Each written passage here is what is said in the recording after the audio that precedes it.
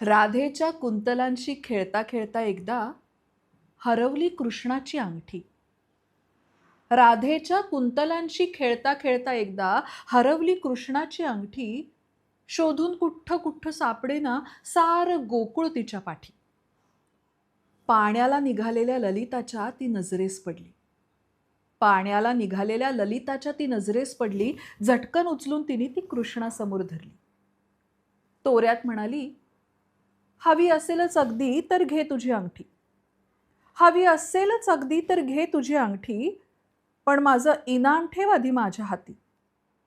खट्याळपणे हसत कृष्ण म्हणाला, इनाम हवंय ना तुला? चल, या अंगठीचं बोटच दिलं तुला चुंबायला. अशी अप्राप्य संधी ललिता सोडेल कशी?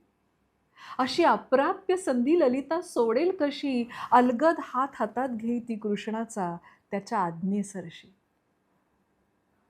कृष्णाच्या त्या स्पर्शानं ती वेडावली धुंदावली.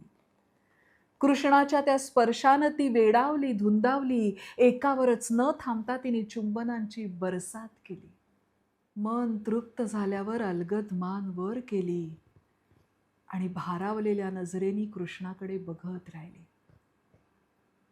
म्हणाली, मी वाट पाहते हे मुरारी. मी वाट पाहते हे मुरारी, कधी हरवेल तुझी बासरी. मी वाट पाहते हे मुरारी, कधी हरवेल तुझी बासरी.